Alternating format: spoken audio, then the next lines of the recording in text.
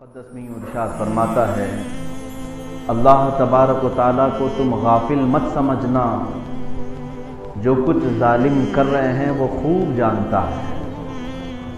हाँ, वो इंतकाम को मुअख्खर करता है, थोड़ा डिले करता है। जालिम जो कुछ कर रहा है उससे बदले के लिए अल्लाह ताला उसे ढील देता है उस दिन तक जबकि सारी आंखें उसके अंजाम को देख सकें। कोई भी जुल्म करने वाला अगर ये समझता है मेरा राज है, मेरी हुकूमत है, मेरी कुर्सी है, मेरा इक़्तिदार है, मेरी ताकत है, मैं जो चाहूँ वो कर लूँ, यह उसकी खाम ख़याली है। अज़ीज़ान गिराम वक़ार, फ़िरऔन के मुतालिक जो हमें अखबार मिलती हैं वो यही है, उसे गुरूर और तकब्बुर किस तरह से आया। सिर्फ उसे जो नशा आया था अपने खुदा होने के ऐलान करने के लिए, इस वजह से कि उसकी ताकत और क़ुव्वत इतनी ज़्यादा थी कि 100 साल तक कभी उसे कोई बीमारी नहीं आई, न सर्दी आई न बुखार आया। जो कभी बीमार नहीं हुआ तो उसे ये एहसास होने लगा कि अब मेरे जैसा दुनिया में कोई है ही नहीं। 100 साल से कभी कोई सर में दर्द या कोई बीमारी तक नहीं आई, तो उसने कहा मैं खुदा हूँ। हर इंसान बीमार होता है मगर मैं बीमार नहीं होता।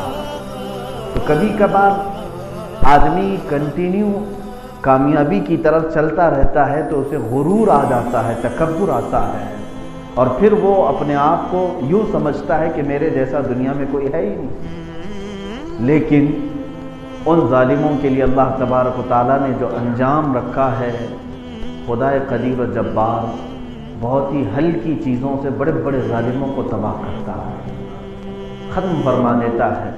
नमरूद के मुतालिक ये अखबार हमें मिलती हैं रिवायात में कि नमरूद तन्हा 1000 लोगों से लड़ सकता था, उसकी क़ुव्वत इतनी थी।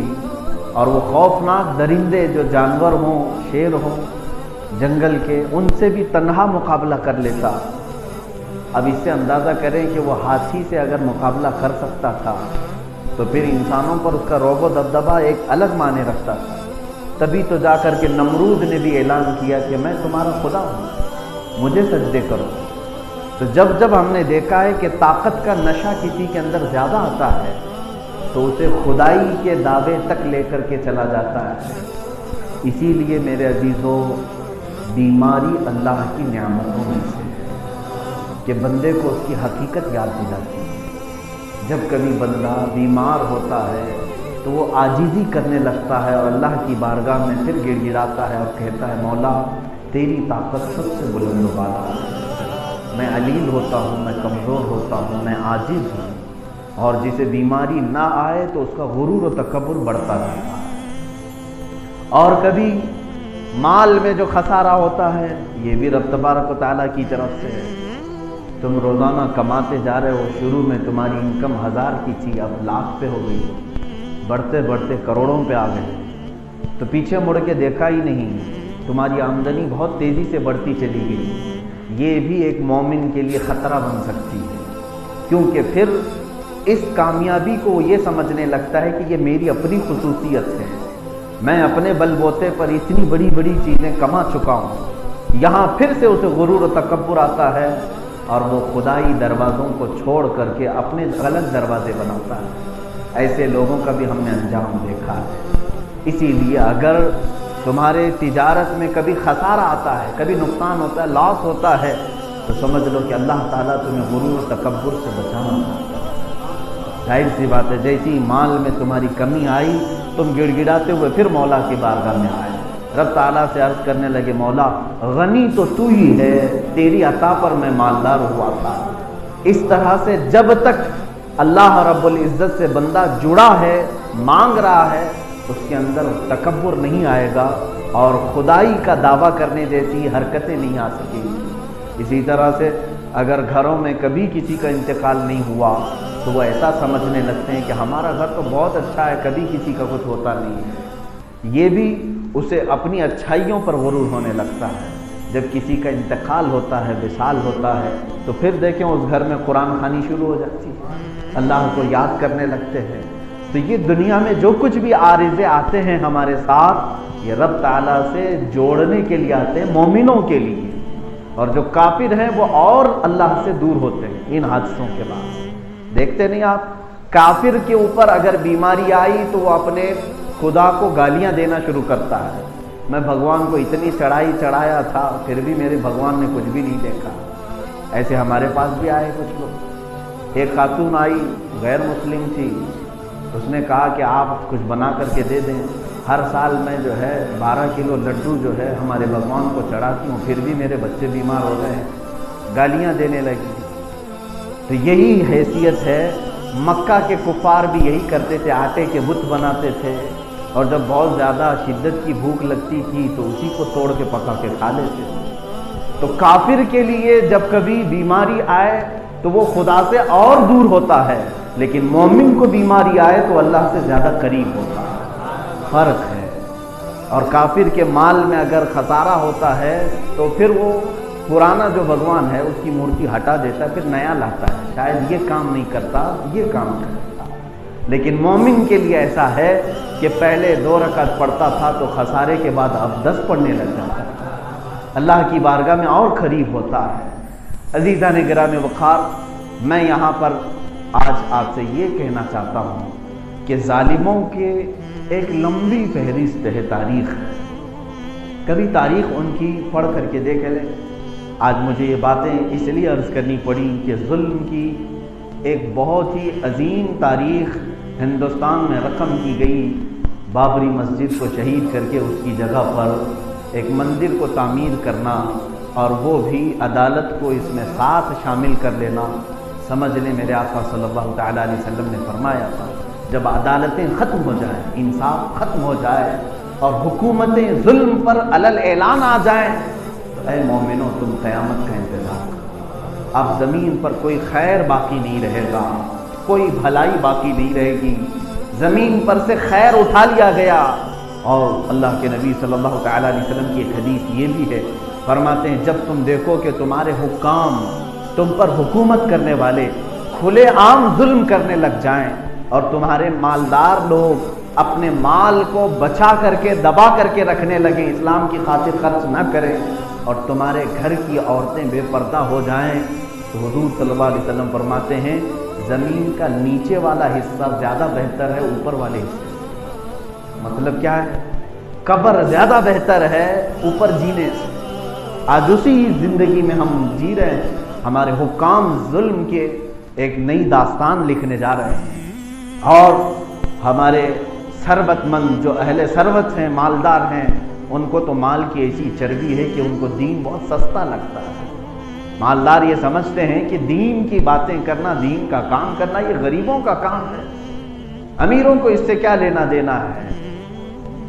اور پھر عورتوں کی بے حیائی کثرت سے بڑھی ہوئی ہے۔ آج اسلام اگر دیکھنا ہو تو میرے عزیزوں ہماری تقاریب میں دیکھا جاتا ہے، شادیوں میں، فنکشن میں، اور بھی دیگر ہماری جو تقریبیں ہوتی ہیں اس میں صاف طور پر عورتوں کی بے حیائی کثرت سے دیکھنے کو ملتی ہے۔ یہ قیامت کی نشانی ہے، اور اللہ کے نبی صلی اللہ تعالیٰ علیہ وسلم نے اس مرد پر بھی لعنت فرمائی جو اپنی عورت کو بے پردہ سجا کر باہر بھیجتا ہے۔ یہ تمام حالات جب آ گئے تو ہمارے لیے اب زمین کا نیچے والا حصہ زیادہ بہتر ہے اوپر والے حصے۔ اب تک جو آپ دیکھ رہے ہیں حالات، ان سب کو دیکھ کر کے کبھی قبرستان کے پاس سے گزرو گے، حضور اکرم صلی اللہ تعالیٰ علیہ وسلم نے یہ بھی فرمایا تم پر اتنے فتنے آئیں گے، اس قدر فتنے آئیں گے۔ حضور فرماتے ہیں میں یہیں سے دیکھ رہا ہوں کہ میری امت پر فتنے ایسے آ رہے ہیں جیسے بارش کے قطرے آتے ہیں۔ اس قدر فتنے آئیں گے کہ تم اگر کسی قبرستان کے پاس سے گزرو گے، قبر والے کو دیکھ کر کے تم یہ کہو گے کاش اس کی جگہ میں ہوتا تو زیادہ اچھا، کیونکہ وہ آرام سے اچھے زمانے میں چلا گیا، فتنوں کو وہ نہیں دیکھا، مامون گیا ہے، محفوظ گیا ہے۔ آزمائش تو اب ہمارے ساتھ ہے، آزمائش کا دور ہمارے ساتھ ہے۔ عزیزان گرامی وقار، ظالموں نے اس زمین کو اپنے ظلم سے رنگا تو ضرور ہے، لیکن رب ذوالجلال نے ہمیشہ اپنے عدل کے ساتھ یہ قوم کو، اپنی مخلوق کو بتایا ہے کہ الحق یعلو ولا یعلی علیہ، حق ہمیشہ بلند ہوتا ہے، اس پر کوئی اور بلند نہیں ہو سکتا۔ چنگیز خان کا نام کون نہیں سنا؟ ایک ایسا بادشاہ منگولیا کا جس نے تقریباً آدھی دنیا کو فتح کر لیا، اور اس کے جنگ کے دوران جو لاشیں مارے انسانوں کی جو لاشیں ہیں وہ تعداد میں نہیں آ سکتی، کروڑ سے زیادہ ہو چکی تھی جن کو اس نے قتل کیا۔ یہ خاندان ہے، اس کا پوتا تھا ہلاکو خان، جس نے پورے مسلمانوں کی کھوپڑیوں سے ایک مینار تعمیر کیا بغداد میں۔ اسی طرح کچھ عیسائی بادشاہ ایسے آئے جنہوں نے پوری کی پوری چرچ مسلمانوں کی ہڈیوں سے بنائی، لیکن ان کا انجام وہ بھی تاریخ میں کبھی پڑھ لیں۔ چنگیز خان سے لوگ ملاقات کرنے کے لیے تھر تھراتے تھے، خوف کھاتے تھے، اور ایک مرتبہ وہ علماء کی ایک جماعت کو سزا دینے کے لیے میدان میں بلایا۔ علماء کی جماعت تھی اور ان کو پیچھے زنجیروں سے ہاتھ باندھ کر کے کھڑا کر کے رکھا تھا، اور ان سے کہہ رہا تھا کہ تم سجدہ کرو میرے گھوڑے پہ۔ گھوڑے پر بیٹھ کر کے وہ سجدہ کرواتا، لیکن وہ حق پر قائم علماء کی وہ جماعت تھی۔ انہوں نے کہا کہ ہم یزیدی نہیں، ہم حسینی، ہماری گردن کٹ جائے گی لیکن جھک نہیں سکے گی، کسی اور کے لیے نہیں جھک۔ انہیں کوڑے مارے گئے۔ اسی اثنا میں اچانک ایسا ہوا کہ اس کا گھوڑا بدک گیا، گھوڑا سرکش ہوا، اچھل کود کرنے لگا، اور جیسے ہی اچھلا گھوڑا، اس گھوڑے کی رسی جو ہے وہ چنگیز خان کی گردن میں آ کر پھنس گئی، اور گھوڑا بھاگتا رہا۔ اس کو لے کر اتنا بھاگا میدان میں کہ کسی کے پکڑ میں نہیں آتا تھا۔ بعض لوگوں نے یہ تاریخ میں لکھا ہے کہ اس کا سر پتھروں سے ٹکراتا تھا، جگہ جگہ گڑھوں میں گرتا رہا۔ اس وقت تک وہ گھوڑا ٹھنڈا نہیں ہوا جب تک کہ وہ موت کی گھاٹ نہیں اترا۔ لاکھوں لوگوں کا قتل عام کرنے والا نہایت ہی ذلت کے ساتھ محض ایک جانور سے ختم کیا گیا، ایک جانور سے، جس جانور پر بیٹھ کر کے جنگیں لڑی، اسی جانور نے اپنے پیروں سے اسے رون دیا۔ اور اس کے بعد آج بھی نیشنل جغرافیہ والوں نے ایک مہم چلائی تھی کہ چنگیز خان کی قبر ڈھونڈنے کا، منگولیا میں کافی سالوں سے 40 سال سے ڈھونڈ رہے تھے، اور اس کی قبر کے متعلق جو لوگوں نے تاریخ لکھی ہے کہ اس کو دفن کرنے کے بعد اس کے 1000 فوجیوں نے اس کی قبر پر اتنے گھوڑے دوڑائے تھے کہ دوسرے تیسرے دن ہی اس کی قبر ڈھونڈنے پر بھی پتہ نہیں چل سکی۔ آج سینکڑوں سال ہو گئے لیکن بے نام بے نشان ہے، لیکن ظلم کی تاریخ چھوڑ گیا، باقی دنیا میں اپنی کوئی مثال نہیں چھوڑا۔ اسی طرح ہلاکو کے لیے بھی، جس نے بغداد کے دریائے دجلہ کو خون سے لال کر دیا اور گھوڑے کے ٹاپ تک خون سے بھیگتے تھے، عزیزان گرامی، اس کا بھی انجام نہایت ہی خطرناک ہوا۔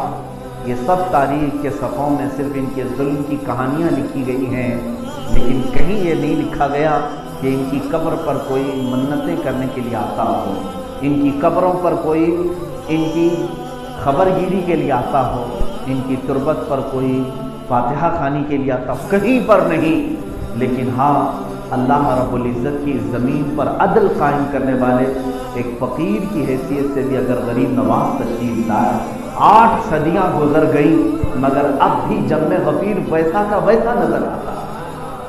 یہ وہ لوگ ہیں جنہوں نے عدل و انصاف سے زمین کو بھر دیا۔ اللہ کی مخلوق پر رحم کرو، اللہ تم پر رحم فرمائے گا، اللہ تم پر رحم فرمائے گا۔ آج دنیا میں ایک وہ منظر قائم ہونے جا رہا ہے جس کی بشارت خود میرے آقا صلی اللہ علیہ وسلم نے دی تھی۔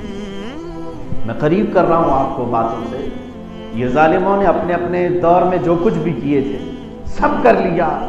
ہو سکتا ہے ہمیں ہمارے دور کے چنگیز اور ہلاکو کو دیکھنے کا وقت ہے، لیکن انشاءاللہ یاد رکھنا، انجام ہم نے نہیں دیکھا تو ہماری نسلیں ضرور دیکھیں گی۔ یہ تاریخ ہماری اولاد کو ضرور بتانا کہ اپنے دور میں ایک ظالم ایسا بھی آیا جس نے ظلم کی داستان لکھی، لیکن اولاد کو یہ ضرور بتانا کہ تم انتظار کرو، جو حشر فرعون، قارون، حامان، شداد کا ہوا، اپنے دور کے ظالموں کا بھی انجام تم اپنی آنکھوں سے دیکھو۔ اللہ کی اس سرزمین پر جن لوگوں نے بھی ظلم کیا اس کے متعلق یہ فرمایا ہے حدیث پاک میں، جیسے صحرا میں آپ آواز لگاتے ہیں تو آواز پلٹ کر کے آتی ہے، ظلم اسی طرح سے ہے، جب تم نے کسی پر ظلم کیا تو وہ پلٹ کر تم پر آئے گا، اس کا انجام دنیا میں تمہیں دکھایا جائے گا۔ میں حضور اکرم صلی اللہ علیہ وسلم کی وہ بشارت سنا رہا ہوں۔ اللہ کے نبی صلی اللہ علیہ وسلم نے فرمایا تھا میری امت کے اوپر ایک ایسا وقت آئے گا کہ ساری قومیں ان پر جھپٹ پڑیں گی جیسے بھوکا برتن پر جھپٹتا ہے، جیسے بڑا برتن کھانے کا رکھا آپ نے اس کو بھی بلایا، اور اس میں حدیث میں لفظ یہ ہیں آپس میں ایک دوسرے کو بلائیں گے ان کے اوپر حملہ کرنے کے لیے۔ اللہ کے حبیب صلی اللہ علیہ وسلم فرماتے ہیں کما تداعى الاکلۃ الی قصعتها، جیسے برتن بچھا ہوا ہے دسترخوان، آپ بلا رہے ہیں فلاں آپ بھی آ جاؤ، فلاں آپ بھی آ جاؤ، آپ بھی آ جاؤ، کھانے کے لیے آ جاؤ، اس طرح امت مصطفیٰ پر حملہ کرنے کے لیے دوسری باطل قومیں ایک دوسرے کی مدد لیں گی اور سب کو بلائیں گی، تم بھی جمع ہو جاؤ، تم بھی جمع ہو جاؤ، تم بھی جمع ہو جاؤ۔ آپ کو تاریخ معلوم ہے یہودی اور عیسائی برسوں سے لڑتے رہے، ایک دوسرے کا قتل عام کیا انہوں نے، یہودیوں کا قتل عام کیا عیسائیوں نے، عیسائیوں کو مارا ہے یہودیوں نے۔ یہ 1-2 سال نہیں، تقریباً 1500 سال بلکہ 2000 سال تک یہ چلتا رہا، یہ کھیل چلتا رہا۔ یہ دونوں آپس میں ایک دوسرے کے جانی دشمن تھے، جانی دشمن۔ ہٹلر نے جو یہودیوں کا قتل عام کیا ہے وہ عیسائی تھا، اسی طرح سے ٹائٹس نے، ہیرکل نے، جس کو ہرکیولس کہا جاتا ہے، بیت المقدس میں بہت سارے یہودیوں کا خون بہایا گیا اور عیسائی بھی اسی طرح مارے گئے۔ لیکن آج کے زمانے میں چند دہائیوں پہلے ان دونوں نے اتحاد کر لیا، یہودیوں کے بڑوں نے بھی، عیسائیوں کے بڑوں نے بھی۔ جب سلطنت عثمانیہ کو، خلافت عثمانیہ کو ختم کرنا تھا تو یہود بھی آئے، عیسائی بھی آئے، انہوں نے کہا دیکھو تمہارا بھی دشمن ایک ہے، ہمارا بھی دشمن ایک ہے، دشمن کا دشمن دوست ہوتا ہے۔ یہ دونوں آپس میں دوستی کر کے اپنا ٹارگٹ اسلام کو بنا کر تقریباً 100 سال سے چل رہے ہیں۔ اسی طرح سے ہندوستان کے کچھ ایسی جماعتیں اسپین گئی، RSS کی جماعت کے کچھ لوگ لیڈر اسپین گئے تھے، اسپین میں مسلمانوں کا خاتمہ کیسے کیا گیا ہے یہ تحقیق کرنے کے لیے گئے تھے۔ یہ بھی ماہنامے میں چھپی ہوئی رپورٹ میں آپ کو بتا رہا ہوں، یہ تاریخ میں بتا رہا ہوں۔ یہ وہاں دیکھنے کے لیے گئے تھے کہ 700 سال تک مسلمان وہاں پر تھے، ان کے اس پورے راج کو کیسے ختم کیا گیا۔ یہ اپنی تحقیق اور ریسرچ کے لیے جب گئے تھے، وہاں کے عیسائیوں نے انہیں جو چیزیں بتائی وہ لے کر کے آئے۔ میں ساری چیزیں ڈیٹیل نہیں بتا رہا ہوں، میں ایک بات بتا رہا ہوں۔ انہوں نے ایک بات اس میں سے یہ بھی کہی تھی کہ ہم نے مسلمانوں کا خاتمہ اسپین سے جو کیا ہے اس کے بہت سارے ٹپس ہیں، بہت سارے طریقے، اس میں سے ایک یہ ہے کہ ہم نے مسلمانوں کو علماء کرام سے دور کر دیا، علماء سے دور کر دیا تھا اور علماء کی نفرت ان کے دلوں میں ڈال دی تھی۔ اس کے بعد ہوتا یہ تھا کہ وہ اپنے ہی قائد، اپنے ہی عالم کو گالیاں دیتے تھے۔ بعد میں جب ہم نے حملہ کرنا شروع کیا، ان کے علماء چلاتے تھے، بلاتے تھے، مگر ان کی قوم ان کی ایک بھی نہیں سنتی تھی۔ وہ علماء بولتے رہے، ان کو بھی مارا گیا، قوم کو بھی مارا گیا۔ آج اس تھیوری پر یہاں پر بھی عمل کرنے کی یہ باطل قوتیں کوشش کر رہی ہیں، یہ واپس اس تھیوری کو لا کر یہاں پر عملی جامہ پہنانے کی کوشش کر رہے ہیں۔ دیکھتے نہیں آپ ٹی وی پر لا کر کے ڈیبیٹ میں ایسے مولویوں کو بٹھایا جاتا ہے جو زرخرید ہیں، جو صرف چند 100 روپے میں بکنے والے ہیں، وہ اسلام کے نمائندے بن کر کے ڈیبیٹ کر رہے ہوتے ہیں اور سامنے والے ان کو گالیاں دے رہے ہیں۔ اس سے ہوتا کیا ہے، جتنے بھی مسلمان ہیں یہ دیکھ کر کے ان کے دلوں میں اسلام ہلکا ہونے لگتا ہے۔ ہمارا عالم کوئی جواب ہی نہیں دے پا رہا ہے، کچھ جواب ہی نہیں دے پا رہا ہے، کہیں ایسا تو نہیں کہ میرا دین کمزور ہے، میرا دین ہلکا ہے۔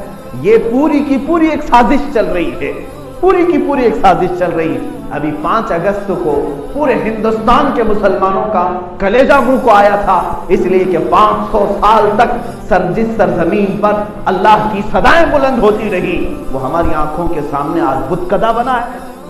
اس چیز کو اگرچہ سپریم کورٹ کے ذریعے سے ان لوگوں نے لا کر کے عدالت کے فیصلے سے کیا ہو، لیکن میرے عزیزو اس دوران بھی کچھ چیزیں دیکھنے کی یہ تھی کہ اللہ کی پناہ، اللہ کی پناہ۔ میں نے ایک پوسٹر ایسا بھی دیکھا جس میں ایک عالم کی فوٹو ہے، تصویر ہے، بڑی داڑھی ہے، بڑی ٹوپی ہے، جبہ ہے، اور بینر میں انہوں نے شبھ کامناؤں کا ایک پوسٹر لگایا کہ 5 اگست کو وہ اپنی طرف سے شبھ کامنائیں دے رہے ہیں ہندو برادری کو کہ آپ نے جو بنایا ہے یہ خیر کے لیے ہے، اب امن قائم ہوگا، امن قائم۔ ایک عالم جس کی تصویر لگی ہے، یہ بھی سوشل میڈیا میں ہمارے پاس آئی۔ اس طرح کے منافقین موجود ہیں، یہ بنائے گئے ہیں میرے عزیزوں، بنائے گئے ہیں۔ میں آپ کو بتا رہا ہوں اس تاریخ کو اسپین میں ان لوگوں نے دیکھ کر کے آ کر اسی کو عمل کرنا شروع کیا ہے۔ قوم کے کچھ ایسے غداروں کو خریدنا شروع کیا ہے جو حق نہ بولیں بلکہ ان کی بولی بولیں، ان کی بولی بولیں۔ ایک وقت ایسا آئے گا کہ بھولے بھالے مسلمان پھر اپنے علماء سے دور ہو جائیں گے اور ان پر اعتبار نہیں کریں گے، اعتماد نہیں کریں گے۔ پھر ہوگا یہ کہ تم دین سے دور ہو جاؤ گے۔ جب علماء سے دور ہوں گے تو ظاہر سی بات ہے دین سے آٹومیٹکلی دور ہوں گے۔ دین آپ کے پاس ہے اگر تو علماء سے ہے۔ عوام کون ہے جو بخاری شریف پڑھ رہی ہے؟ کون ہے عوام میں جو تفسیر قرآن پڑھ رہے ہیں؟ اکا دکا ہوں گے الا ماشاءاللہ، لیکن اکثر آپ سب کو علم دین اگر پہنچتا ہے تو وہ علماء سے پہنچتا ہے۔ آپ علماء کے قریب ہیں تو دیندار ہیں، علماء سے دور ہیں تو پھر دین ختم ہو رہا ہے۔ اس تھیوری پر بھی ہندوستان پر عمل کیا جا رہا ہے۔ میرے عزیزوں، یہ تمام چیزیں جو آج میں بتا رہا ہوں آپ کو، تاریخ میں جس ظلم کی بات کہی جاتی ہے، میں نے اس سے قبل بھی ایک ڈیبیٹ میں حصہ لیا، کچھ نان مسلم تھے، غیر مسلم تھے، انہوں نے کہا کہ مولانا آپ کہہ رہے ہیں ہم نے ظلم کیا مسجد کو ڈھا کر کے، آپ نے تاریخ نہیں پڑھی؟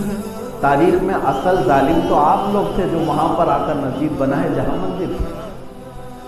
میرے عزیزوں، یہ ایک ایسی چیز ہے جو یعنی اندیکھی بات ہے، ہوا میں تیر چلا۔ 500 سال پہلے کی تاریخ کسی کو بھی نہیں معلوم، کسی نے نہیں دیکھی، حتیٰ کہ کھدائی کر کے کوئی نشانی بھی نہیں ملی، لیکن مسجد تو پوری دنیا نے دیکھی۔ مسجد کی تصویریں آج تم بھی شیئر کر رہے ہو، اس کے توڑتے ہوئے گنبد آج تم بھی تو دکھا رہے ہو، سب کے پاس معلوم ہے۔ اب رہی بات بادشاہوں نے اگر ظلم کیا تھا، میں آپ کو بتاؤں 1000 سال پرانی مندریں ہندوستان میں آج بھی باقی ہیں۔ جب یہاں پر مغل سلطنتیں آئیں، یہاں پر بابر یا اس کے بعد کے اکبر کے زمانے کے، یا پھر یہاں پر تغلق خاندان نے حکومت کی، بلبن خاندان نے حکومت کی، اور بڑے بڑے بادشاہ یہاں پر گزرے، تقریباً یہاں پر بھی 700 سال تک مسلمانوں کی حکومتیں چلتی رہی۔ مجھے بتاؤ صرف ایک ہی جگہ پر انہوں نے توڑ کر مندر کو مسجد بنایا، باقی ساری مندریں کیوں باقی رہی؟ ساری مندریں تو ویسی صحیح سلام ہیں۔ کیرلا میں جا کر دیکھیں 1000 سال پرانی مندر ہے، کرناٹک میں ہمارے یہاں ہمپی وغیرہ یہ بہت پرانی ہے، 1000 سال پرانی تاریخ ہے۔ بنگال میں، آسام میں، راجستھان میں، جے پور میں ان مندروں کی تاریخ 1300 سال 1200 سال پرانی ہے، ان کو ویسی قائم رکھا گیا۔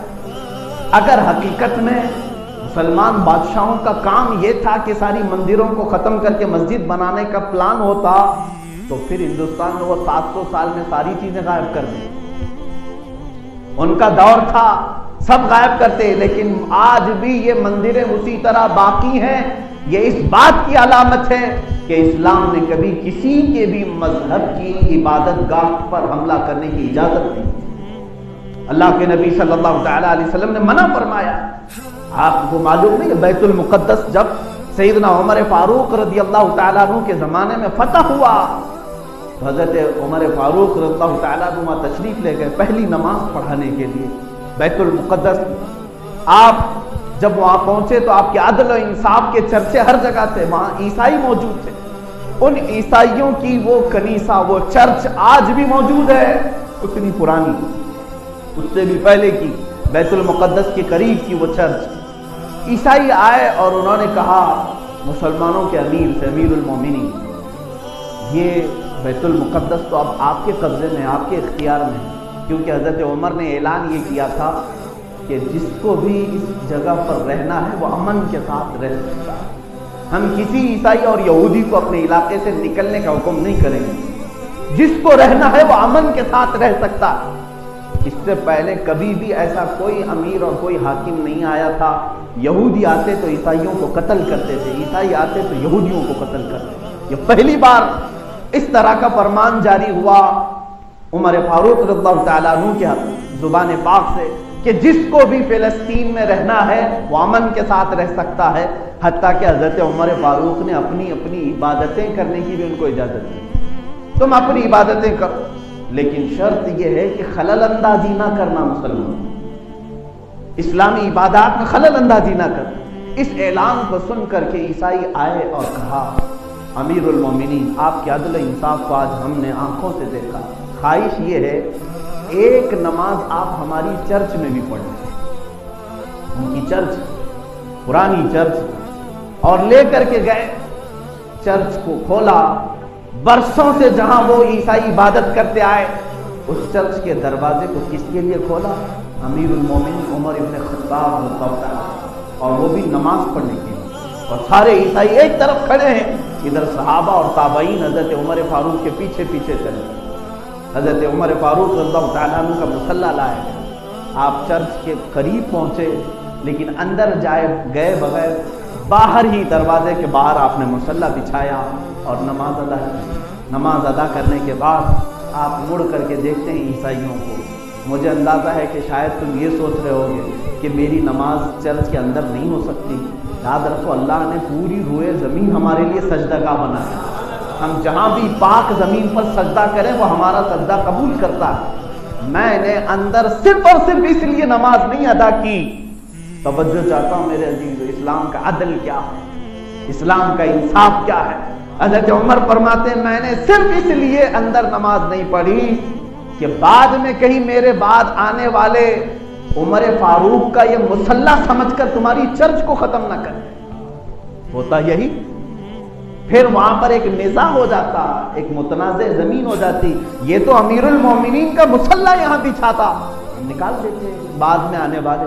حضرت عمر فاروق نے کہا میں نے تمہاری عبادت گاہ کو بچایا، تم اپنی عبادت کرو۔ یہ ہے اسلام کا عدل و انصاف۔ عزیزان گرامی وقار، جس اورنگزیب عالمگیر کو یہ آج تاریخ میں توڑ مروڑ کر کے پیش کرتے ہیں، اس اورنگزیب مغل سلطنت کے آخری بادشاہوں میں تھے، عدل و انصاف کا وہ پیکر تھے۔ مشہور تاریخ ہے، آپ کے گورنر نے بنارس میں ظلم شروع کر دیا تھا، وہ جسے چاہتا تھا غریب کرتا، جسے چاہتا تھا مارتا تھا۔ ان کا ایک بھیجا ہوا گورنر تھا، اورنگزیب دلی میں تھے، ایک پنڈت کی بیٹی کو اس نے پسند کر لیا، گنگا کے کنارے رہنے والی۔ وہ بنارس کا جو گورنر تھا اس نے اس پنڈت کی 17 سال کی بیٹی یا 18 سال کی قریب کی بیٹی تھی، اس کا حسن و جمال بہت زیادہ تھا، اس کے پیچھے پڑ گیا اور کہا کہ میں اس کو اپنے حرم کی قریب بناؤں یا اپنے بیوی بنانا چاہتا ہوں۔ پنڈت سے بھی کہا اس کا مذہب الگ ہے، اس کا مذہب الگ ہے، یہ مسلمان ہے اور وہ ہندو ہے۔ یہ بات چلتی رہی لیکن دبدبا اس کا تھا، وہ گورنر تھا۔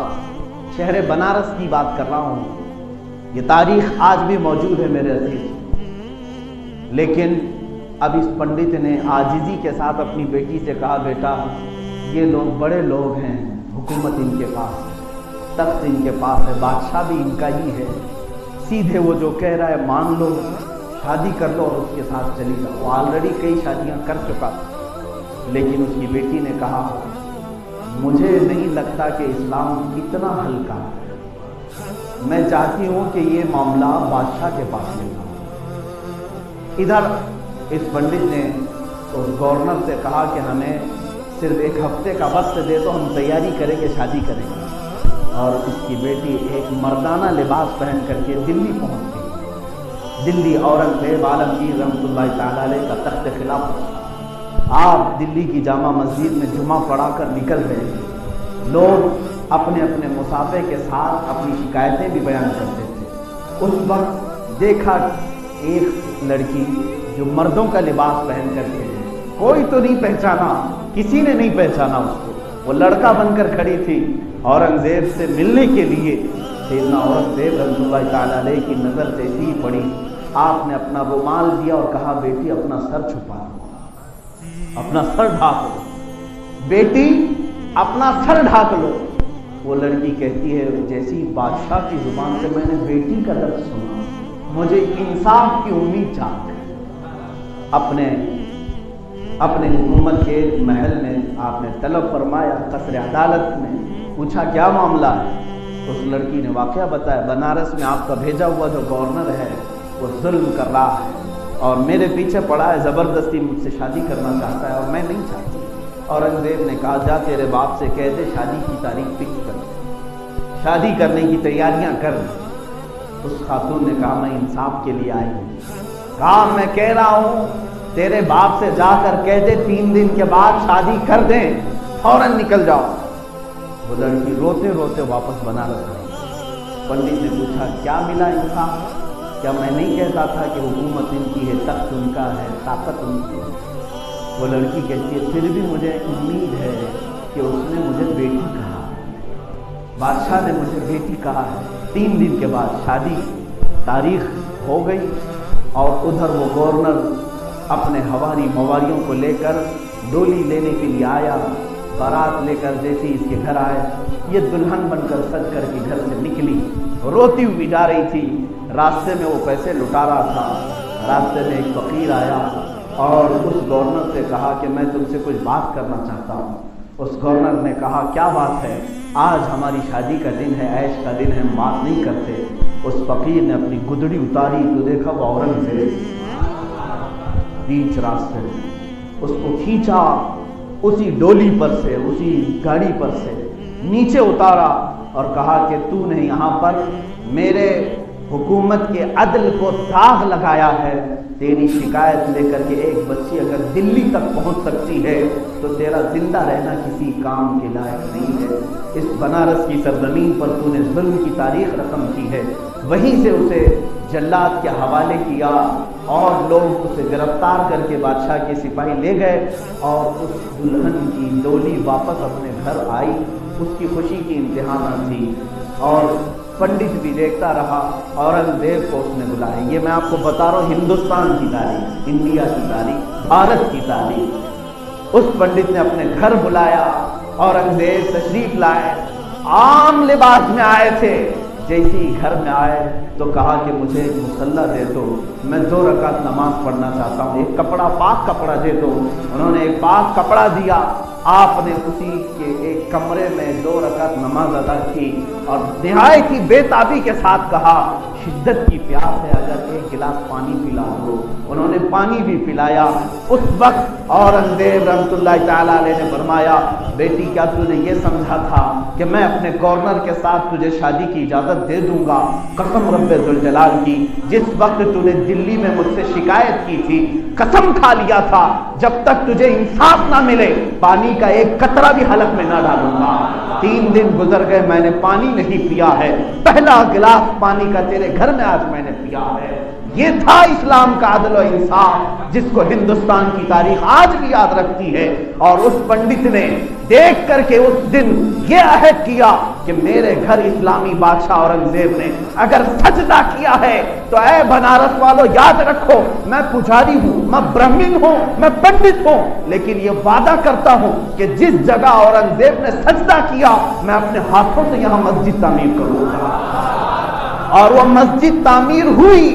گنگا کے کنارے آج بھی دھرارا نام کی مسجد قائم ہے۔ اس کی تاریخ جا کر پڑھ کے دیکھو، یہ ہندوستان کی تاریخ ہے۔ تم کہتے ہو ہم ظلم کیے ہیں، عزیزان گرامی وقار، ہم نے اپنے سجدوں سے یہاں عدل کو پھیلایا ہے۔ لوگوں کے دلوں نے مسجدیں تعمیر کی ہیں، لوگوں کے دلوں کو جیت کر کے یہ مینارے بلند ہوئے ہیں۔ کسی نے آج تک میں نہیں مانتا کہ کسی کی گردن پر تلوار رکھ کر کے مسجد بنائی گئی ہو۔ اگر ایسی مسجد کہیں بنی ہے تو اس مسجد میں کہاں کی روحانیت، کہاں کی روحانیت؟ ہم تو مسجدوں میں دلوں کے سکون کے لیے آتے ہیں، دلوں کے قرار کے لیے آتے ہیں، محض کسی کے گھر کو تباہ کر کے۔ آپ کہتے ہو کسی کی جگہ پر قبضہ کر کے مسجد بنانا۔ مسائل شریعہ آج بھی کتابوں میں لکھے ہوئے موجود ہے۔ حنفی فقہ کی کتابیں اٹھاؤ، شافعی فقہ کی کتابیں اٹھاؤ، حنبلی مالکی فقہ کی کتابیں اٹھاؤ، سب فقہ کی کتابوں میں لکھا ہوا ہے اگر کسی کی زمین موجود ہے اور اس کی زمین کا ایک بالشت بھی مسجد میں آ گیا اور آپ نے تعمیر کی تو اس جگہ پر کسی کا سجدہ نہیں ہوگا. یہ اسلام نے رکھا ہے. تمہیں معلوم ہے پہلی مسجد میرے آقا صلی اللہ علیہ وسلم نے مسجد نبوی بنائی تو کیا مسجد نبوی جب بنا رہے تھے مدینہ طیبہ میں لوگ اپنی زمینیں لے کر کھڑے تھے. صحابہ نے کہا کہ ایک زمین بہت اچھی ہے. میرے آقا صلی اللہ علیہ وسلم کو پسند آئی, پوچھا کس کی ہے؟ کہا یہ 2 لڑکے ہیں ان کی زمین ہے. وہ دونوں صحابی تھے. حضور صلی اللہ علیہ وسلم سے عرض کیا کہ آقا اگر یہ مسجد کے لیے آپ قبول کرتے ہیں تو ہماری سعادت کی بات ہے, آپ قبول فرمائیں اور اس پر تعمیر کریں. اللہ کے نبی صلی اللہ تعالی علیہ وسلم نے فرمایا میں قبول تو کرتا ہوں مگر اس کی اجرت دے کر, اس کا معاوضہ دے کر کے. اور ان بچوں کو زمین کی قیمت ادا کی گئی اور اس قیمت کے ادا کرنے کے بعد مسجد نبوی میرے آقا نے تعمیر کی. جبکہ رسول کریم صلی اللہ علیہ وسلم کے لیے پوری زمین جہاں وہ چاہتے قدم رکھتے مسجد بن جاتی. حضور صلی اللہ تعالی علیہ وسلم نے بھی یہ ہمیں تعلیم دیا کہ کسی کی ایک بالشت جگہ پر بھی غیر قانونی تو مسجد نہیں تعمیر کر سکتے. ابھی ترکی کی جس مسجد کو لے کر کے پوری دنیا میں بوال ہوا, مسجد آیا صوفیہ کے متعلق, یہ پوری دنیا میں وبال مچائے ہوئے ہیں اور کئی سیکولر کیڑے ایسے ہیں جن کو یہ بات ہضم نہیں ہو رہی کہ یہ مسجد کیسے بنا دیا, انہوں نے مسجد کیسے بنایا. تاریخ پڑھو ظالموں, تم صرف اور صرف انٹرنیٹ کی دنیا کے کیڑے بن کر رہ گئے, تمہیں تاریخ نہیں معلوم. یہ در حقیقت سلطان محمد فاتح رحمت اللہ تعالی علیہ جو خلافت عثمانیہ کے ایک عظیم سلطان رہے, جنہوں نے قسطنطنیہ کو فتح کیا اور میرے آقا صلی اللہ علیہ وسلم کی حدیث کی بشارت انہیں ملی ہے. حضور صلی اللہ علیہ وسلم نے فرمایا جو سب سے پہلے قسطنطنیہ فتح کرے گا وہ جنتی ہوگا. سلطان محمد فاتح نے قسطنطنیہ یعنی استنبول فتح کیا. اس وقت وہاں پر یہ آیا صوفیہ ایک چرچ تھی جو پرانی چرچ. ظاہر سی بات ہے جب حکومت آئی تو آپ نے ان لوگوں کو بلایا, عیسائیوں کو, پوچھا کیا تم یہاں قائم رہنا چاہتے ہو؟ کہا آپ ہمارا یہاں کچھ ہے نہیں, ہم تو اپنے اپنے وطنوں میں جہاں ہمارے لیے خیر ہو ہم جا رہے ہیں. سب چھوڑ کر کے جا رہے تھے قسطنطنیہ کو. اس وقت یہ مرکزی جگہ تھی تو انہوں نے کہا کہ ایک کام کرو, جو تمہاری چرچ تھی یہ میرے ہاتھوں بیچ دو. آج بھی چرچ بکتی ہے امریکہ میں, یورپ میں, کینیڈا میں, انگلینڈ میں جا کر آپ دیکھیں. آج بھی جب چرچ کے مینجمنٹ والے سنبھال نہیں پاتے تو وہ بولی لگاتے ہیں, اعلان کرتے ہیں کہ یہ چرچ بکائی جا رہی ہے, کوئی خریدنا چاہتا ہے تو خرید لے. کئی چرچ, آج کے زمانے کی بات کر رہا ہوں, آج بھی.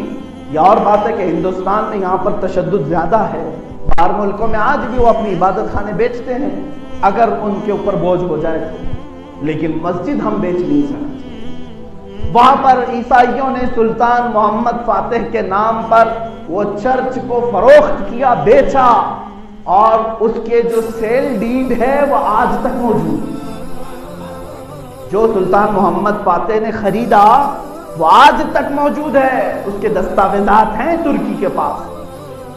یہ 15ویں صدی کی بات تھی. 15ویں صدی سے لے کر 1921 تک تقریباً یوں سمجھ لیں 500 سال کے قریب وہ مسجد تھی. اس کو تعمیر کیا, مینار بنائے, نمازیں ہوئی, قرآن پڑھا گیا. خلافت عثمانیہ کو ختم کیا گیا 1921 کے قریب میں. اس کے بعد ان کے در کا ایک کتا لا کر کے انہوں نے ترکی پر بٹھایا جس کا نام مصطفیٰ کمال بادشاہ. نام تو بڑا اچھا ہے لیکن وہ تھا منافق, یہودی. اس کو ترکی کا بادشاہ بنا کر کے رکھا. 11 سال کے اندر اس نے سیکولرزم کا نام لے کر ساری مسجدوں سے اذانوں کو بند کیا اور اس نے قرآن کی لینگویج کو تبدیل کر دیا. کہا کہ عربی میں کوئی پڑھ نہیں سکتا. ترکی میں اس نے اتنا سیکولرزم کے نام پر ظلم کیا اور اس کے بعد یہ پابندی لگائی کہ جس کو قرآن پڑھنا ہوگا وہ ترکش لینگویج میں پڑھے. حجاب کو ختم, مدارس اسلامیہ نہیں چلیں گے, کہیں پر بھی مذہب کے نام پر کوئی بھی مدرسہ نہیں چل سکتا. علماء کو بند کیا گیا, قید کیا گیا.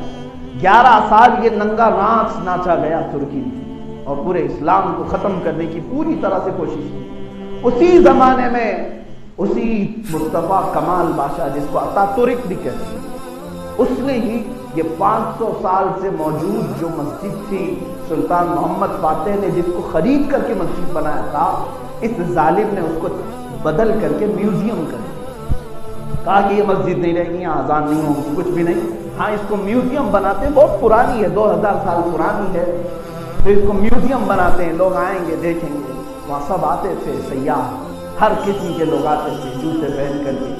اس مسجد کو 1934 غالباً 1934 سے لے کر کے ابھی 2020 تک روندا گیا ہے، اللہ کا نام بند کر کے رکھا گیا ہے، جو آلریڈی 500 سال تک اذانیں ہوئی ہیں جس میں، اور اس کو میوزیم میں رکھا گیا۔ آج وہاں کی بھی سپریم عدالت نے فیصلہ یہ سنایا کہ جو پرانی مسجد تھی اس کو مسجد میں کنورٹ کیا گیا، تو ترکی کے صدر نے یہ فیصلہ نافذ کیا اور پھر سے اس میوزیم کو ختم کر کے اپنی اصلی حالت مسجد بنائی۔ اتنا کام کیا تو پوری دنیا کے سیکولر کیڑوں کو درد شروع ہو۔ تاریخ اگر میں بتاؤں، اسپین میں جاؤ، 500 مسجدیں یہ چرچ بنا کر کے رکھے ہوئے ہیں۔ آج اسلام کی بڑی مسجد کرتبہ آج بھی وہ میوزیم بنا کر کے رکھا گیا، چند لوگوں کو نماز پڑھنے کی اجازت، باقی کوئی نہیں پڑھ سکتا۔ ہنگاریہ، بلغاریہ، یہ وہ کنٹریز ہیں جہاں آج ایک مسجد تو ترکی کے پڑوسی ملک کے اندر ہے، ہنگاریہ میں، وہاں پر اس مسجد کے مینار بھی ہیں، گنبد بھی ہے، سب ہے، آج بھی ہے، لیکن اس کو چڑیا گھر بنایا گیا اور ہاتھی اس میں باندھے جاتے ہیں۔ یہ دنیا کو نہیں نظر آتا۔ ایک مسجد ترکی میں انہوں نے واپس اپنی اصلی حالت پر کر دی تو ڈھنڈورا پیٹنے لگ گئے کہ میوزیم سے مسجد بنا دیا، میوزیم سے مسجد بنا دیا۔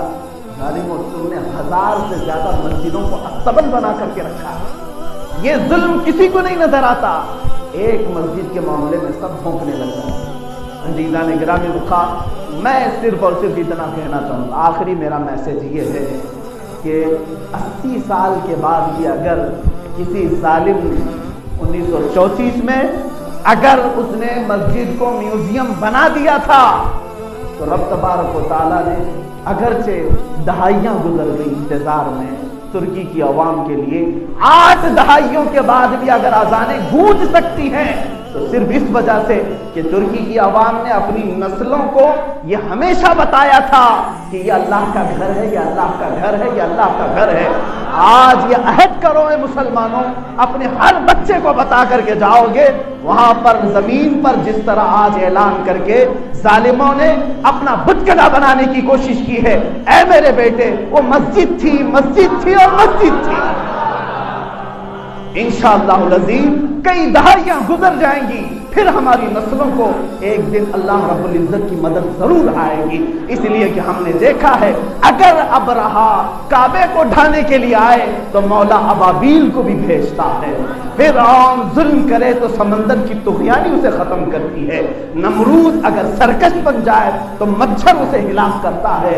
اے ظالموں، تمہارے پاس آج نہ نمرود کی قوت ہے، نہ فرعون کی قوت ہے، نہ ابرہا کی قوت ہے، یہ تو ٹٹو کے گدھے ہیں، یہ صرف اور صرف کسی کے اشاروں پر چلنے والے ہیں۔ تمہارا انجام بہت قریب ہے، بہت قریب ہے۔ اسی لیے میں نے قرآن کی آیت پڑھی، وَمَا اللَّهُ بِغَافِلٍ عَمَّا يَعْمَلُ الظَّالِمُونَ، تم اللہ کو غافل نہ سمجھنا، جو بھی ظالم کر رہا ہے اللہ اسے خوب دیکھ رہا ہے۔ وآخر دعوانا الحمدللہ۔